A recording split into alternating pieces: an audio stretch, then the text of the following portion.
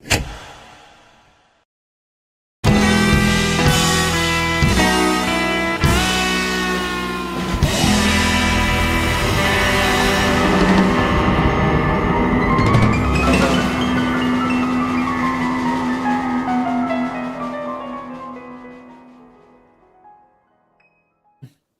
guys, it is time to begin Bollocks this evening. Lenny and I have been casually discussing formats and strategies in our communication, and the number one topic today is about communication and information when we get to the Bollocks portion of it. But first thing we got to do, we got to pay some bills. And Lenny, how you doing, man? You had a little hiccup. Yeah, my car dashboard lit up. My ABS system wasn't working. My emergency brake light was on when my emergency brake wasn't. My auto track or advanced track was flashing. So fortunately, I have a magnificent mechanic at the corner. Brought it down to them. They were looking at it, and I stole my wife's car. Yeah, I saw Julie's car out there. I was like, going nowhere. She's not charging you that much, right? No. All right, and your microphone's in your armpit. Can you not hear me? Can I get a mic check from the audience, please? It just is easier on the producer and director to keep the microphone in one location. I keep trying to. You never try. I do. I keep trying to rebuild it. It doesn't you stay. You did an excellent job, and Amanda was very complimentary on your engineering skills. I do good work with shims. You're a shim expert. Yeah, you know, it's like that. You're shimtastic. It's that Dick Van Dyke song from Shim Shim Cherie. Yeah, Jiminy from Mary Poppins. Yes. All right. Also, people that do magical work. Bozard Ford Lincoln in St. Augustine. Their goal is to make sure. Where are we today? We are in the Bozard Ford studio. Correct. Can't leave that out. Yes. All right. I like that. All right. Bozard Ford Lincoln in St. Augustine. Their goal is to make sure your time and experience buying a car is stress-free, fun, and enjoyable. Bozard is a family-owned Ford dealership that has been in business since 1949. Bozard Ford Lincoln has been a recipient of numerous dealer awards, including being ranked the #1 automotive dealership in the nation by Dealer Rater. Bozard Ford also has won back-to-back President's Awards, which is the highest honor given by Ford Motor Company. Check them out today online at bozardford.com. When quality matters, trust A.D. Davis Construction, North Florida's expert in high-end homes, commercial builds, renovations, and historic restorations. With over 71 years of experience, their dedicated team delivers craftsmanship you can count on and relationships built on trust. They don't just build buildings, they build with confidence, with integrity, performance, and results that keep over 85% of their clients coming back. From concept to completion, choose A.D. Davis Construction, where your vision meets their legacy of excellence. All right. These guys were in here last night. They did a great show last night. If you didn't catch it, you can catch it on the app. And that is Land Title of America. For over 30 years, Land Title of America has been St. Augustine's trusted name in title insurance and their real estate closings. Locally owned by Stephen Collins, his family-run company blends personalized service with cutting-edge technology to ensure smooth, accurate closings. No call centers, no hassles, just real people ready to answer your questions and meet you where it matters the most. And they are located at 100 South Park Boulevard. Text Stephen directly, 904-501-4481. Land Title of America, your local title company ensuring America's land one title at a time. Tonight and this weekend is a perfect time to eat, drink, and be Irish at Meehan's Irish Pub and Seafood House right on the waterfront in downtown St. Augustine. Whether you're craving classic corned beef and cabbage, fresh seafood from the Raw Bar, or their famous bangers and mash, Meehan's is where locals and visitors feel right at home. Grab a pint in their cozy Irish pub, unwind upstairs at Johnny's Oyster Bar with stunning views of the Matanzas River, or kick back in the backyard with tropical vibes and a Caribbean-inspired menu. The pints are cold, the food's unforgettable, and the welcome is always warm, only at Meehan's. All right, another great place. If you're looking for an amazing lunch, you got to stop into Kaiser's Deli and Market. If you have not been there, you need to try the Bollocks. It's an amazing sandwich. I believe, Lenny, you had a part of creating that sandwich over there also.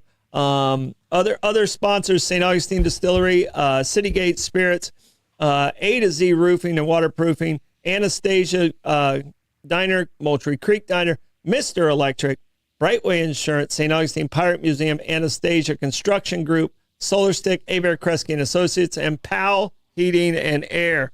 All right, now we can get into the business. Okay, now, of the business. I don't know what you did for the Stoidum stat this morning, and I know you were a big This Day in History fan. So we were talking about Kon-Tiki last week. Kon-Tiki. Yeah, the Stoidum stat had to do with the electric chair, I believe. Okay. Yeah. Okay. Yeah. It was shocking. Absolutely. But This Day You know in what History, state it started in? probably Florida if you're asking. New York. Oh, yeah, Sing Sing, baby. Yeah. Oh, yeah. New York. Oh, yeah. New York was it. I don't think it was Sing Sing, but it was. It would make sense. Yeah, it could have been upstate. Yeah, I think it was upstate. And they got Julius and Ethel Rosenberg that way too. They tried that poor. But it was treasonous couple. It was actually invented in 81, but they didn't use it until 1890. As was it invented specifically as a form of capital punishment? Yeah, for capital punishment, but it didn't get its approval. It took 9 years to get its approval, and I guess tested just right. I don't really want to know. Volunteer? I don't really want to know who and what they tested it on. Interesting. Because in 1881, it probably was not nice to animals. Oh, you're being more polite than where I was thinking of going, but okay. Yeah. So it didn't say it in the story, but my assumptions went in that direction. Yeah. And that would have been interesting to see because if they did an animal, unless it was a larger animal, to get the voltage correct for a human, it would have been a lot of trial and error. Yep. All right. And it would be after the trial. Anyway. But I interrupted. Sorry. That's right. We were talking about Ricky Tiki Tavi. Exactly. Kon-Tiki. Kon-Tiki. The balsa wood raft, Yeah. And, it was really, he did it in 1947. The only reason I'm bringing this up is because they landed today, or they crash landed today on an island just off of Peru. They left Peru, and they went 4,000 miles across the Pacific. Okay. On a balsa wood raft, a crew of 5. And they proved that, people in prehistory. It could be done. Yep, exactly. And that was Thor Heyerdahl. He was a Scandinavian explorer. But they landed today. He did it in 1947. 1947. 5 people on a balsa wood raft in the middle of the Pacific. And their satellite phones weren't working too good then. No, I don't think so. Yeah. So I just thought that would be interesting because this was today where they crash landed on a atoll out there somewhere by Bali. And a toll. Mm-hmm. Okay. I don't know if they had to pay tolls because there's not a lot of toll booths in the middle of the Pacific. Usually not. Okay. They probably didn't have the right currency, But as long as they have the right current. Yeah. That's the key. The current is key. Okay. So, Life of Pi. Never saw that yet. You still haven't seen it? No. Oh, okay, then I won't ruin it. I won't ruin it for you then. Okay. All right, because I can ruin it. I'm really good at stuff like that. All right. Hi, good evening, ladies and gentlemen. I'm still here. Are we forgetting you, Blake? We didn't want to interrupt. We thought you were taking a nap. I kind of was a little bit. The pre-show energy kind of drained me before we went on air. What the little brotherly love that Lenny and I exchanged? Look at it. We're dressed similar alike. We're in uniform. Yep. I did not change my shirt. This is the same shirt I wore this morning. I usually change. I know. So I did not change. So you guys are getting a lot of this today. Okay. So hopefully you're getting. I hope they can handle a lot of that. Yeah, man. There's a lot there to be. There's a lot there to be handled. That part's true. You're not wearing your favorite shirt. You said, or did you say that you actually like the shirt that you're wearing? Like because I never wore this shirt until I got the logo put on it. And actually, these are very comfortable shirts. Yeah, they really are. Oh yeah, the Under Armour was. This is very comfortable. This one's not the Under Armour. This one was like a discount champion shirt, and I never wore it, and I put the logo on it, and I get more compliments on this one than I do my Under Armour. Nice. So here at the 904 Haberdashery Emporium, we will continue with our show. That's it. All right. Here's the topics I have. You have some topics, and then we're when we get into bollocks. When we get into bollocks, we're going to talk about how information's been delivered through history and communication and all of those fun things. Because that goes back a long ways. Oh yeah, a long ways. People have been talking. All right. Here's what I have as mine. Embrace the suck. Been my theme this week. I'm sorry for that. So I did some history on the term. Okay. So I have what it truly means to embrace the suck. So you're going to make some lemonade out of the lemons of last weekend. Yes, exactly. All right, So what good. topic you got over there? I have a monkey crime syndicate. Monkey Crime Syndicate. Mm-hmm. Whew, that sounds interesting. All right. And hottest startups. Okay. Hottest startups. It was a carryover from yesterday. Right. All right. So we have Embrace the Suck. Monkey Mafia. Crime syndics. Oh, okay. No, yeah, no, they're not. No, well, they're. Monkey. We're going Monkey Mafia because I can't remember it the other way. Yeah. Okay. All right. And It's a crime spree. hottest startups. The Monkey Mafia. Let's go with Embrace the Suck. Embrace the Suck. I've been saying it all week. Started on the weekend. Every time we went to do something, we said, well, at least it can't get worse. Famous last words. And it did. All right. So the term embrace the suck, it is a military term, which I knew it was a military term. Okay. And I knew it came out of, I thought it came out of Afghanistan, but it actually came out of Operation Iraqi Freedom. And in 2003, beginning with the war in Iraq. And embrace the suck began as a military phrase, but has become a common usage as well outside of military I've been using it way more than that. I'm not in the military. Mm-hmm. But it basically means you're just going to have to lean into it. It's kind of they call it a Buddhist and Taoist principle. Yeah, you got to roll with it. You got to roll with it. So what is the suck? Here we go. In a military context, the suck refers to the undesirable conditions, painful experiences, or difficult situations faced by service members. This can include everything from unpleasant duty tasks, cleaning the latrine, to traumatic war events. Terms as the suck are considered warrior slang. So I don't know if I can continue to use it because I'm not a warrior. Okay. You fight the good fight. Yeah. This type of communication among service members indicates a sense of shared suffering and discipline, strengthening camaraderie in military units as a whole. Knowing the others are aware of the suck and have been there before, and currently it is important. It helps military members get through the tough times, grueling challenges that they face daily in their services. So if they have to go on a long run, it's just like, it's you just embrace the suck. And they say it to each other. Well, it builds brotherhood. It really does. Yeah. So why do they embrace the suck? I have that answer. I have a whole lot of choice. For military members, embracing the suck can be an effective mental tool, which I think that's what I was trying to do with the boys. And I don't think they fully embraced the suck the way I did. Nah. I don't think. Like, do you feel that you embraced the suck properly this weekend? I definitely tried my best to like, there definitely was a breaking point. There was some challenges. I think There they're definitely was some challenges, especially with that thing behind me. Yeah. So I got to see what that is. what is it? We can't tell. The carbon monoxide. The alarm that was going off. Yeah. All right. So it can mean accepting a situation, either working to change or developing a preservation to get through it, which is what I was trying to do. This is helpful for service persons and is asked to deny or ignore the circumstances. So it's basically just, we all know it's bad. Just get through it. This is by accepting current discomfort for future success and comforting what is uncomfortable to overcome it. So basically, it's just like, if you can overcome this, we're good. Right. You've got this. Just lean into it.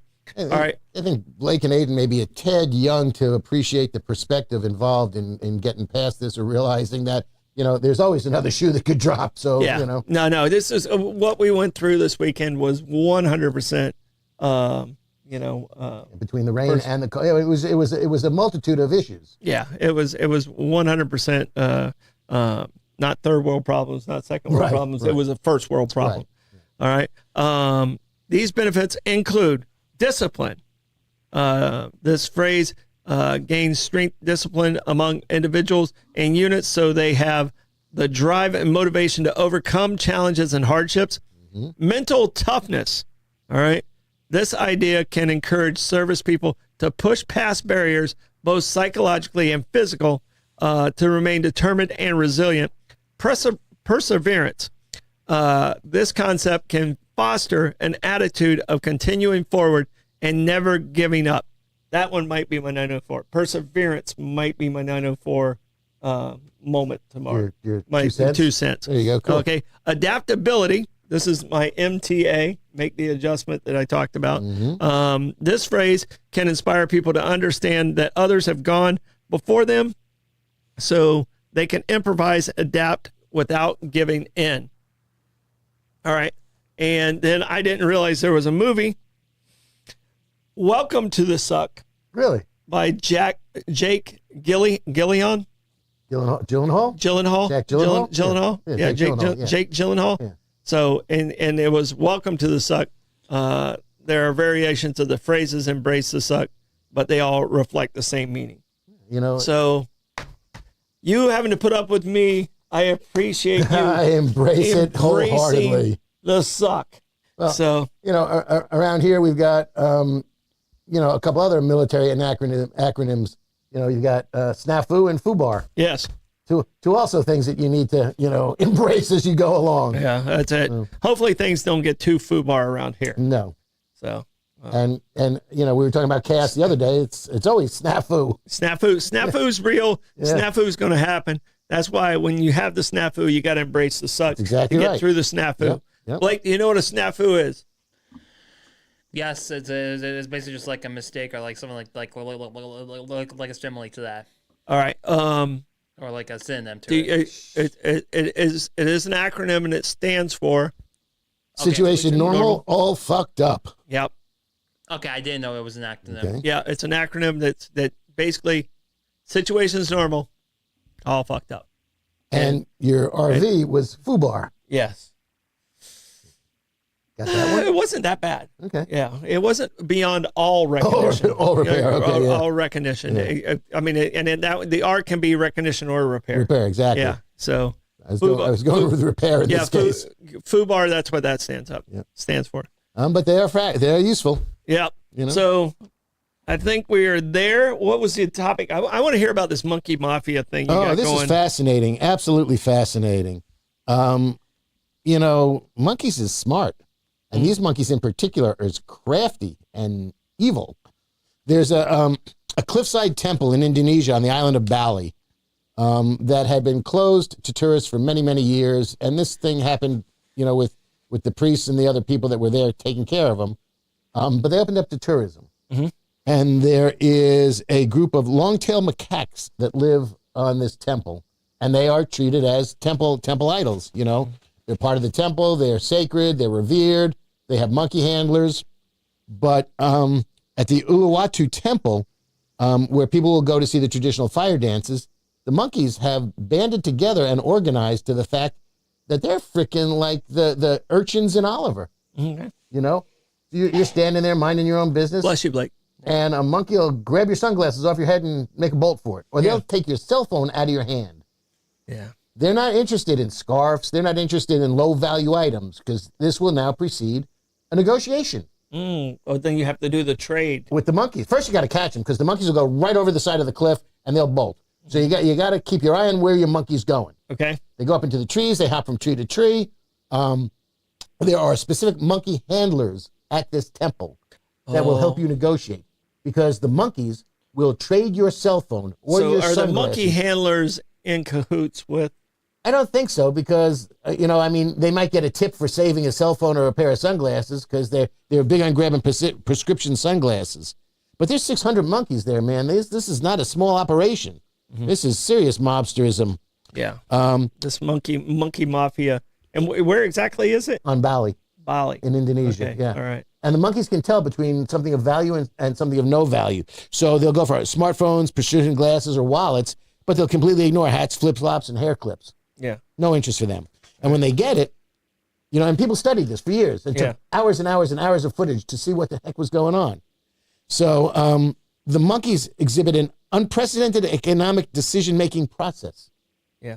Blake, can you try and find Monkey Island in St. Augustine. It was it was a theme park. I think it was at the Emu Ostrich Gator and Ostrich Museum. Well, If you can find that picture, that'd be great. I have a coda to this too of the wild monkeys that live in Florida because there's two full herds of them, and then there's one that may or may not be surviving in the Everglades. The herpes monkey. Okay. You didn't know about the herpes monkey? Well, I know we got rhesus and we've got others. Some of these monkeys have herpes. Well, I'm not making out with them. Yeah. Okay. No, so just be careful. Okay. Don't get too close. But, so for argument's sake, these monkeys will trade your cell phone back for some Oreos. They're big on fruits. They like bananas, mangoes. I had to look up what a rambutan was and a mangosteen. Those are other Southeast Asian tropical fruits. And when all else fails, you got to offer them a raw chicken egg, and they'll take that. They'll take the chicken egg. They'll take a raw chicken egg. Okay. But, who travels with the chicken egg? I think the handlers keep them around when negotiations get tough. Gotcha. Do you think these monkeys have read The Art of the Deal and learned it from Donald? Yeah. Not Holding their ground. Yeah, absolutely. These monkeys are tough. Kind of hard to, I'm trying my best to find something. It's kind of hard to find like Monkey Island because they pulls up like the other Florida attraction. Okay. All right. I'll see if I can send something to you. I might have something. So one woman was minding her own business. She's a woman from Louisville, Kentucky, a 36-year-old named Taylor Utley, was walking along the cliff, and a monkey hopped off the edge and grabbed her cell phone right out of her hand. Okay. And jumped over the railing back onto the cliff. So, they kind of tracked it down. They tracked it down, and so they tossed a bag of fruit to the monkey, and the monkey caught the bag of fruit. He didn't get back the cell phone. What? Tossed him another bag of fruit. Didn't get back the cell phone. They tossed him 5 bags of fruit, and the only reason he gave back the cell phone, he couldn't carry all the fruit with the cell phone, so he had to give up the cell phone to keep the fruit. Oh. And that's when he gave back the cell phone. And the woman said, "Yeah." And he took a bite out of the back of the phone, and a piece of glass was missing. And then she later looked at it, and the freaking monkey had taken pictures with her phone. Oh, of course he did. So that's pretty interesting if you go there. They are organized. All right. Here's the herpes monkey. Okay. It's in Silver Springs. Silver Springs, yeah. Okay. It is a rhesus and invasive species carrying herpes B virus inhabited Silver Springs State Park. And it basically, if I remember right, they did some filming over there. They're like, monkeys can't swim, so they'll always be over here. Silly them. But they figured out, and they spread out all over the place. Yeah. And the herpes B virus, which they carry, can be fatal if transmitted to humans through bite, scratches, or any other bodily fluids. And you know what? So do not Yeah. get close to the rhesus monkeys of Silver Springs. And there's over 300 of them. They started in the 1930s, is what you were saying. A guy by the name of Colonel Toohey ran a jungle cruise in Silver Springs. And he brought the rhesus macaques over to add a Tarzan feel. And they were thinking, right, they didn't realize that the monkeys could swim. Yeah. And they swam off the island, and they went into the forest, and they're still there. There's over 300 of them. And these guys are aggressive, too, so you got to be careful with them. Yeah. There's a second tribe of monkeys down in Danai Beach, down by Fort Lauderdale. And these are African vervet monkeys. These are escapees from a research facility. And they live in the trees near the Florida Hollywood Airport. There have been some reports of monkeys in the Everglades, but I don't know the accuracy of that with the pythons and the alligators. So, yep. Now I'm trying to find this picture for, and what it was is it basically, I think the Critchlow family owned this park, and it was right across. It's about where Mellow Mushroom is now, and there was there was a concrete island there, and these monkeys just stayed on that concrete island, and they threw the food over to them. And I don't know who had the job of going over and cleaning the island. Yeah. It was it's one of those wild Florida attractions that went away like in the 40s, I believe. Yeah, when they built theme parks. Yeah. Well, and the owner of that alligator farm didn't get along with the other alligator farm. So they brought in the big reptile guy. He sold to the reptile guy, who in turn sold to the other alligator farm. So, okay, it's like on the island of Gibraltar, or the Rock of Gibraltar, you've got the Barbary apes. They're a little bit bigger, and they live on Gibraltar. I don't know if they're English or if they speak Spanish. I don't know. Maybe they're bilingual. Very possible. So I'm gonna see if I can come up with some images here. But it was part of the ostrich farm too, and there used to be one up where Schooners was too at one point, Okay. and another one there. So This must have been frustrated ostriches to live in a small enclave because we've established the fact that ostriches can run up to 40 miles an hour. yeah, well, the ostriches didn't live on that little island. Okay. They had their own container. Okay. The monkeys and the ostriches were not in the same Oh, location. Okay. You didn't get to see a and the monkey riding alligators were not in the same.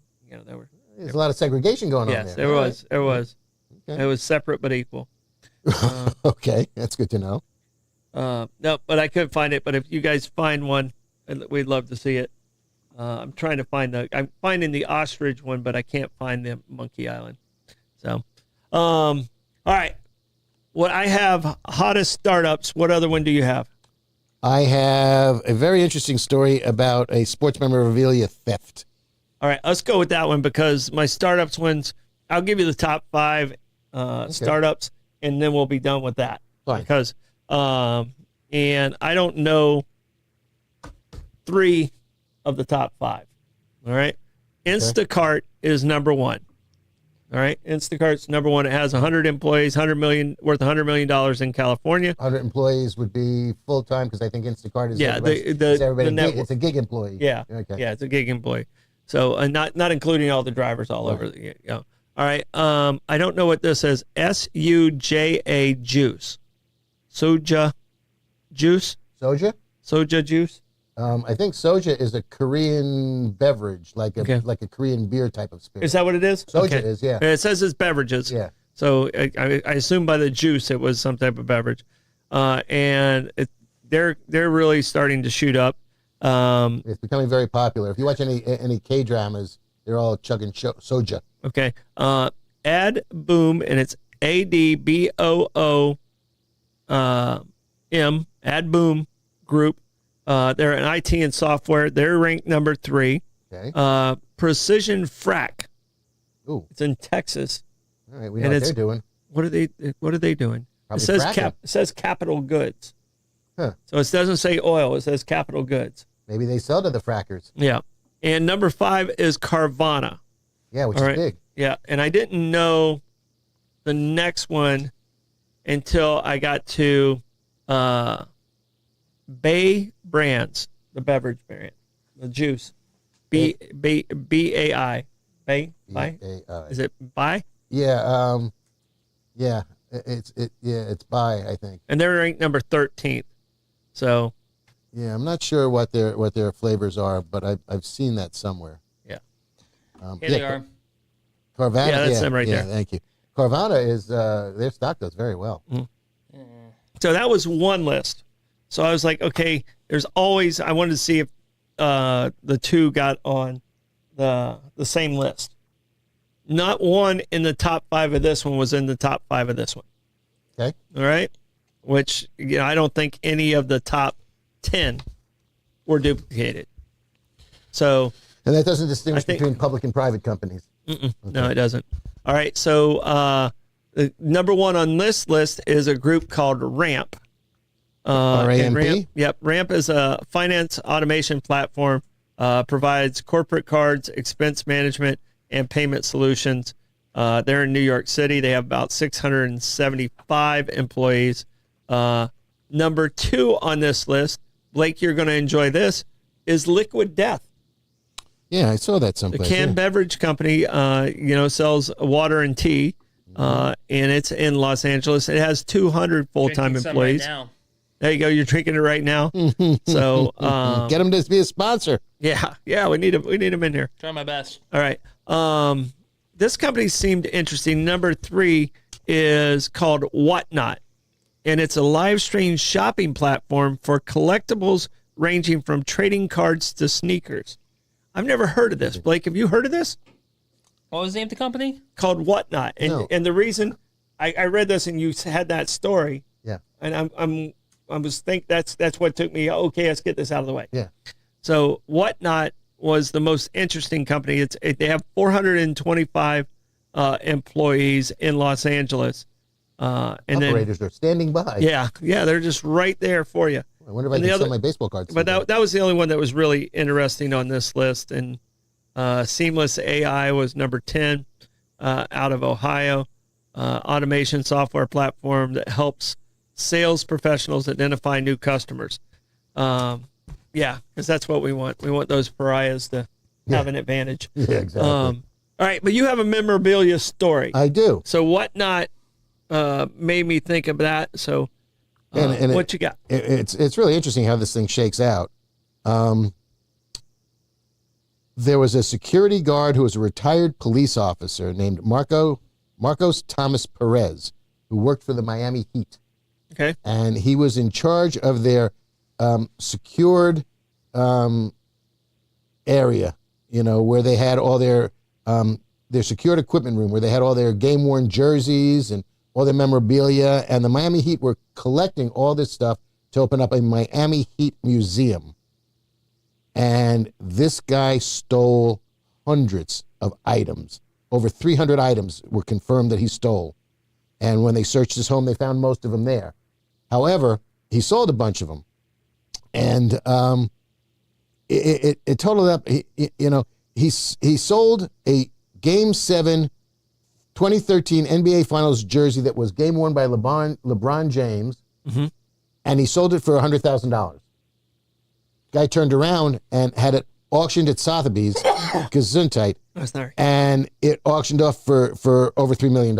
And it was stolen the whole time. Correct. Nobody did provenance on it. Okay. Yeah. And that was in January of 2023. And he just ended up getting, he did it over 3 years and totaled over $2 million worth of stuff that he stole, not counting the add-on for what they were able to auction the stuff off.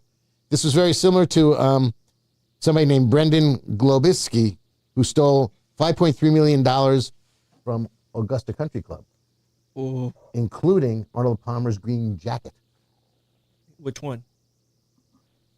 One of them. The one when he won the Masters one time, as opposed to the other time. Yeah. Maybe. That could explain why one was at Augusta and the other one was Arnold's. Yeah, I think he did win Augusta twice. Yeah. So. I mean, the Masters. Jack won it six times. Yeah. So. Well, how many jackets can you wear? Except you don't have to worry about cleaning them. Yeah, good point. You can just rotate them. Yep, exactly right. So Arnold Palmer won it 4 times, and then then Lenny. Did you mention it was Augusta Country Club or Augusta National? Augusta National, where the Masters is. Yeah. Okay. Yeah. Because there is a Augusta Country Club. I'm sure. Yes. Yeah. No, this was the home of the Masters. Okay. Cool. Yeah. The green jacket wouldn't have probably been at the other one. And the guy that stole the stuff from the Masters Did ended he just wear it out? Hopefully on his way to prison. He got a year in the pokey. Okay. He got 12 months in jail. I think the other guy who worked for the Heat from 2016 to 2021 and then worked for the NBA from 22 to 25, they're still going through that right now. So that was interesting. But it's like the guy was a retired cop, he was a security guard, and he said, "Well, I'm here." Not cool. I'll just help myself. Not cool, buddy. Not cool. I'll just help myself. I wonder if if he was satisfied with the $100K for LeBron's jersey when he could have auctioned it off for $3 million. But that would have been a little obvious. I have a feeling. I think he would have drawn a lot more attention at that point. I do believe. All right. This week's bollocks topic that we've talked about for days. Yes. We've been sitting on this one for almost a week. Woo! Holy cow! We knew what we were doing minutes before. So we had a communication problem today. Probably my fault because I get distracted by other jobs. So I apologize, Leonard, that I did not respond and go this one. It's all right. But I think you were prepared for it because I've left you hanging out there before. Correct. Don't worry, Dad. Before Lenny prepares, he always makes sure to make sure he complains something about Trump during the middle of it. Yeah. So he actually puts that in every text, by the way. Well, I was just saying, you're opening Every the door. text. You're opening the door for this one. This is Every not text. me. No, you went there immediately. We said communication, and then you went to whatever association you could put Trump in there to that. What's the overarching theme sentence of this conversation? It is about how communication is delivered. And to not do what? What do you mean not do what? Don't kill the messenger. Thank you very much. Yeah. Which was the headline in every article at the end of last week. Where's your microphone, Lenny? Right here. In his armpit again. Right here. It's in his Right armpit next again. to me. Now it's over here. Here, hold on. I'll make it better looking for everybody. Hi there. No, we're not that type of show. All right. But what I was thinking about when I did this theme is going all the way back to when generals would send messengers to the front lines or where they were at, and the messenger would run. That's how we got the marathon. Oh, yeah, the marathon, for sure. Yep. That's how we got the marathon. Would run from site to site telling the generals or whoever. That's how our messages were delivered, by foot. All right? Yeah. And now we have every instant message you could possibly have, and yet me and Lenny still somehow didn't get the message across. We should have gone back to the old days. Yeah. Of that, so the irony of that is pretty funny. So when you were doing your little research, some of the things that I found were pretty wild. You know, and it comes all the way to where we're at today with like Chat GPT. Yeah. I mean, it's pretty wild. So I have the oral traditions where the messenger would have to memorize, not even be able to write it down. He'd have to memorize it, and usually the messenger did get killed. Right. You know, Don't be the bearer of bad news in those days. Yeah. Well, even if it was good news, the messenger would have been thought as a spy and expendable. So it was an honorable, tough job, right? An honorable job. Yeah. You know, I mean, there's a god, Hermes. Isn't that Mercury? Messenger of the gods. The messenger of the gods. Sure. The wings on his feet. Yeah. So, I mean, you know, so it was an honorable job, but it was not necessarily the safest, and job security was not good. Because either you get killed by the enemy or you get killed by your own people. Right. And if you get killed by the enemy, they never know that there was a message that they didn't get. Yeah. So, but, you know, in the olden days, and we're talking way, way olden days, a lot of indigenous tribes would use knotted ropes as a means of communication, as a type of a language. And they would send those back and forth to communicate. We see old Westerns, smoke signals. Yeah. These are distance communications, which is, you know, the marathon runner is the same thing. You know, it's not like people are standing next to each other. War drums, jungle drums. Yeah. The oldest is that I saw was the cave paintings. Okay. And they go back 17,000 years. So they were messages that were passed down. Actually, probably didn't move around a whole lot. No. So they were passed down from generation to generation. They stayed in the cave. They didn't take it with them. Yeah. It wasn't very safe outside the cave. So, but the birth of writing systems came into play around 3100 BC. Okay. So that's when the Sumerians and the Mesopotamian first developed the first writing systems. They carved into clay tablets. Yeah, cuneiforms. And they were similar to the ancient Egyptian development of hieroglyphics, the writing system that blended symbols with pictures. Yep. And then basically organized religions kind of took it to the next level, and then it became the codification of knowledge. So went from papyrus to other type of paper to write it down, and then you know, and you see middle-aged movies. Well, not movies for the middle-aged people, but movies depicting the Middle Ages. You know, when you get into some of the religious institutions, you see just rooms that are full of scribes. The guys, there's just lines of them and just writing. You know, the stories, the Bible, whatever else. They're just transcripting. They were the Xerox machines in the early days. Yeah. Yeah. Basically, at the codification of knowledge section is when libraries were created of the evolution. The Library of Alexandria was established in the 3rd century in Egypt, and it became the hub of knowledge, housing an estimated over 400,000 to 700,000 scrolls. So we talked about Alex. Yeah, he may be buried under it. He may not be buried under it. Yeah. But can you imagine the vast troves of knowledge that were lost when that thing, flooded, earthquaked, burnt, the whole 9 yards when it disappeared? I mean, the volume of information that was there at the time then was staggering. Mm-hmm. There are probably secrets that we would probably like to know now. Oh, I guarantee you there were things that were lost. I mean, just like we did it in the last 50 years. The space program. Yeah. We lost some of the most important tapes NASA had ever had because they didn't have room for storage or something like that, and they threw them out. Oh, yeah. That's short-sighted. You need more hoarders in charge of this stuff. Yeah. I'm bigger spaces. I'm not that guy. Yeah. So, I'm far from a purger. By the 4th century, the codex had become the dominant form for books, contributing to the preservation of religion, philosophical, and scientific knowledge.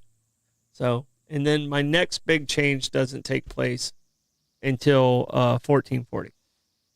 Is that the printing press? Was that Yes. Gutenberg? Yeah, the movable type printing press. Mm-hmm.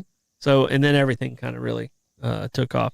So then you had the that was you could make it for the masses. Yep. You could do broadsheets and newspapers and pamphlets, and it all came out from there. Yeah. So so it says the printing press played a pivotal role in spreading ideas during the Renaissance and Reformation. It empowered individuals to question authority. So I mean, this was So yeah, you want to go into your speech now about? No, not necessarily. Okay, all right. we can lay off him for tomorrow. All right. I was gonna give him a nice compliment and talking about the White House, but we'll save that later. Okay. So and that to me kind of changed. Like if we go through the entire history, that's we're talking that was 600 years ago. That to me was the biggest change that I saw. Well, then you broker into the telegraph because you got transcontinental communication out of that. Well, at that point, people really started to learn to read. It was, only like 20% of the society could actually read. So, and then during the Industrial Revolution, in the 18th and 19th century, ushered in the era of rapid technological innovations, transforming how information was transmitted. The invention of the telegraph in 1830 was very, very important by Samuel Morse. It allowed it to go vast distances, even across the ocean. Transatlantic. So, and that was still instantaneous, even though. You know how they lay that? I was just reading something on that the other day, and you know how they lay that cable? There were two boats that were butt to butt. One went east, one went west, and they laid the cable between them. One went to Europe, one went to America, and that's how they dragged the cable across the Atlantic. Oh wow! They started in the middle and worked to the two shores. That'd be a long cable. Yeah, I'm just wondering how they spliced it in the middle. Is my question. Yeah, Jimmy. All right. And at this same time is when newspapers really sprung up. Okay. And newspapers started to really take off and become the dominant force of information. And up until recently, newspapers were the dominant force for, almost 200 years. Now half of them are propaganda and half of them are out of business. Yeah. Shame. So, what newspaper was your go-to when you were younger? Newsday. It was the local Long Island newspaper. It was an afternoon paper. Now it's a morning paper. It's still pretty good. They win a lot of journalism awards, a lot of Pulitzers. And it's a lot of local news and national news. Now I read the New York Times and the St. Augustine Record every day and Newsday. I read three papers. You still read them? Three papers a day. How many pages is the record? I don't think I've seen a record. It's interesting because the first half of it is local news and the second half of it is the USA Today. So there's a lot of repeated stories because there'll be a story in the front half of the paper and there's a story in the back half of the paper, especially the sports section. There's a lot of the same story twice in the same paper. Gotcha. And I read it online because that's affordable. They were up to like $600, $700 a year for a hard copy paper delivery. Oh, it was ridiculous. I couldn't quite understand it. That is ridiculous. It was like $600. And I had to question this. Yeah. That made no sense. Yeah. I would say that's a mortgage payment, but that's not going to get you a very big house. No. It gets you maybe. Get you a halfway decent car. Yeah. I don't even know if it covers a nice car anymore. Lease payments nowadays? Yeah. No. So, get you a halfway decent car. So, But yeah, no. but I mean, newspapers were all powerful, Mm-hmm. and Well. everybody went to the newspaper to get their information. Now everybody goes to their computer or their phone, Mm-hmm. and now it's mostly to the phone. Well, it's just convenience and it's easier, absolutely. But but the information that you're getting there now, to a large degree, is suspect. It depends on your source, and even that is, it's hard They're to take guys this like at face us. value. Yeah, They're guys like well, they us. need to come to us. Yeah, We do the unvarnished truth, because we get the fumes get to be tough when we start varnishing things. yeah, we can't varnish. Nope. Yeah, I'm allergic to it. But after that, it became the digital revolution. All right. Yeah. So, and I'll tell you this: like, I read the paper, but I did get most of my news from the 11 o'clock news. Yeah. That's where I got most of my information. Not the 6 o'clock news. Not the 6 o'clock news. Okay. I was playing ball at 6. Okay, that makes sense. I was out on the field somewhere. I was, I definitely hadn't made it home by 6 o'clock, but I got the majority of my news from the 11 o'clock news. Well, so much of that has changed now because it's a 24-hour news cycle. Mm-hmm. First of all, if you listen to the major news, Fox, CNBC, NBC, MSNBC, and CNN, it's the redundancy is brutal. They repeat the same story. They take it from a different angle. They beat it to death, and then every now and again they'll put something fluffy in there. Yeah.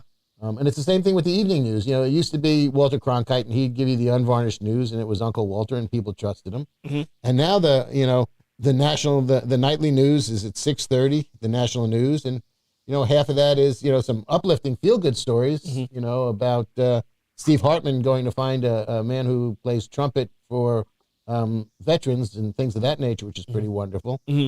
But the news is by that time it's old news. Unless it's breaking news. And that's the other thing that really gets me. Everything now is breaking news, Mm-hmm. J.D. Vance was having dinner. Breaking news. Mm-hmm.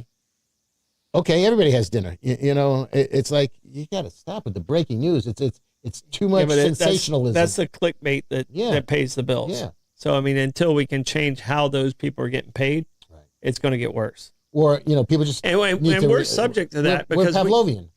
We're subject to that because when we do our title at the beginning of the show, we kind of focus on, okay, what's going to keep people here or get them engaged. So, which we're not doing a very good job today. No. But I am impressed with the people that time shift and watch it after the fact. Yeah, no, it's really that nice. impresses the daylights out of me. How many people actually do time shifting and will watch it on our other platforms, and the participation viewership is great. Yeah, really is, and the numbers are very good. And it's how to get engaged. I sent out a group text last night or 2 nights ago about we need to go live at least twice a week, and we need to have at least two reels a week. In a real world or a better world, we go live a little bit more than that because the live is what's happening right then, and I think it gives true active news. 904 now. Yeah, it is the now part. Right. But and the competition for looks is brutal nowadays. Yeah, without a doubt. But one of the things, and we talked a little bit about Ted Turner's vision of CNN.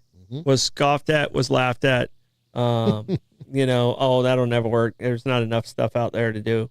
And how many just news network are there now? Yeah. Hundreds. Yeah. I mean, if you count us in there too, Yeah, sure. It's hundreds. Yep. And so we have other type of entertainment besides news, right, but I mean, like us. Yeah. Bollocks is more. The morning show is more the news. This is more of a Amanda does the news read fabulously. Yeah. Yeah. Well, and it's interesting because we really don't have a bias. Mm-hmm. Do we, Blake? But most of the others, all have a bias. And that's why I switch around a lot, to try to see what's going on and try to get something that's a little bit objective. And there are charts out there that show you all the different news organizations and their biases. Who's on the left, who's on the right, who's fair and honest, who's fair and unhonest. I guess that would be dishonest. And it really is. It's hard to.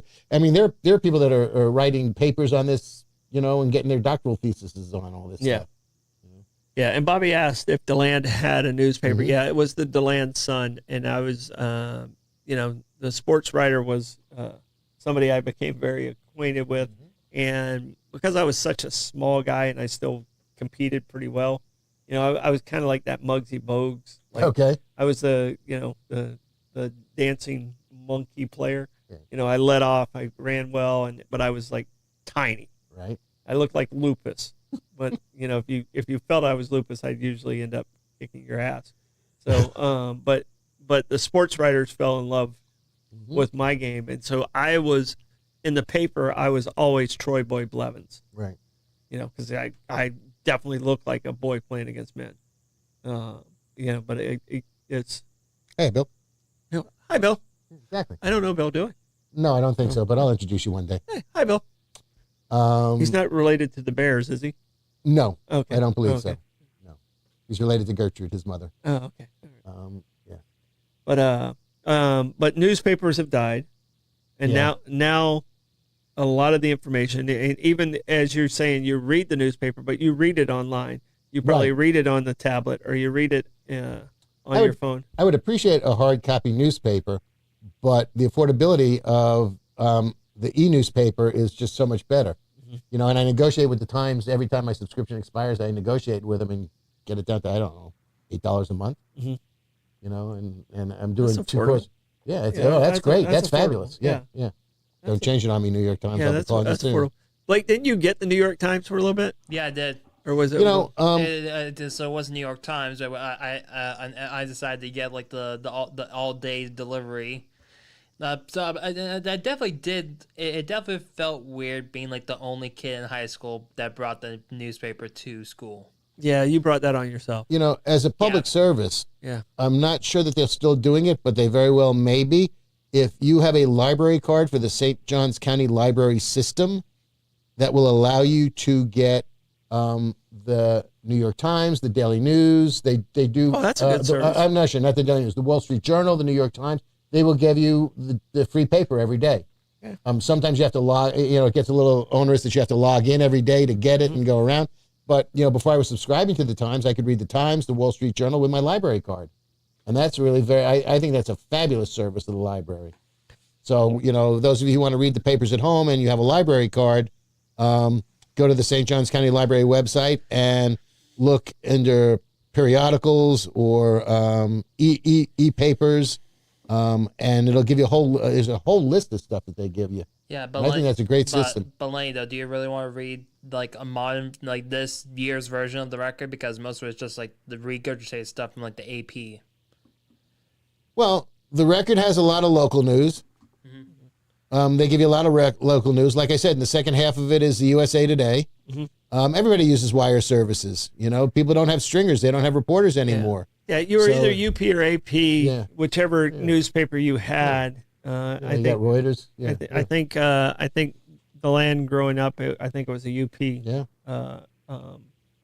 And all those stories were the same. If you're an AP newspaper, all those stories were the same, the main ones. And then there was that personal touch to it. Right. And part of the problem with newspapers now is they've all become conglomerated. USA Today or Gannett owns. There's very few independent local newspapers now. When I was growing up as a kid, there was the Long Island Press, there was the Nassau Star, there was Newsday, there was you got the Daily News, you've got whatever that other rag is, the New York Post, the tabloids are out there, so you got other stuff kicking around too. Yeah. All right, last topic. We got about 5 minutes before we have to say goodbye for the week. Oh. To Bollocks. I will be back in the morning and with 2 cents. So you're still not done with me yet. Never. But I want to talk about AI. Ooh, that's a scary subject. Because a lot of the reels that we watch are so AI generated. And I put one out. I knew it was AI, and people got on to me about, oh, that's not St. Augustine, it's AI. No crap. I know what St. Augustine looks like, but I thought it was funny. That was mainly just punishment for me for not posting a reel that day. Yeah, you guys. You guys. This is what happens if you guys don't post. I post. So and they don't want that. But AI there seems to be an AI for everything.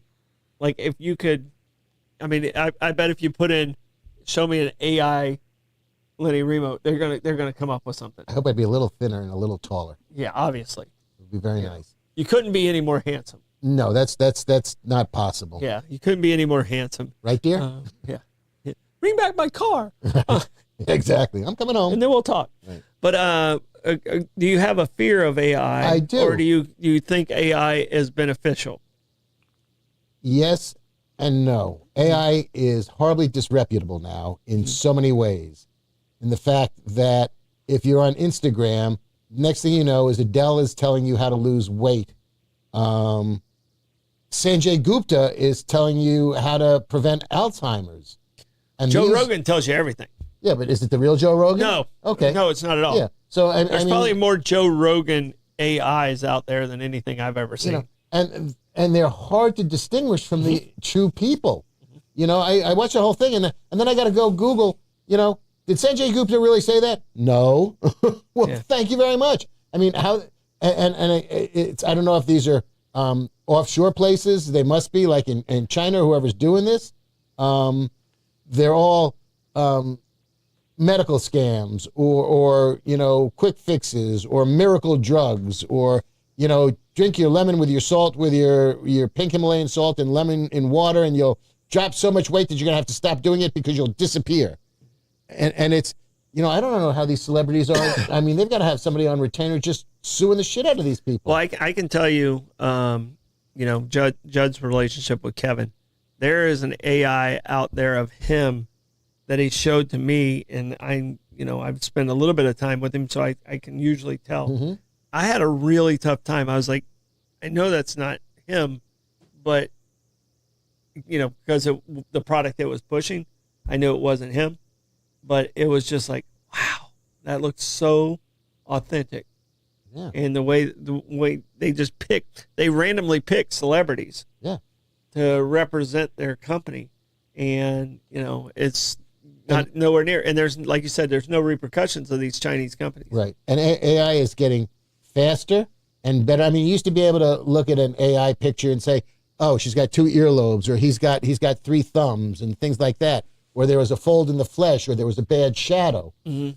They've cleaned that stuff up now that it's indistinguishable from real life. Yeah. And that is very, very frightening. Josh is asking, what happens when somebody makes an AI of you committing a crime that you didn't do? How do you disprove that? Yeah. It's spooky.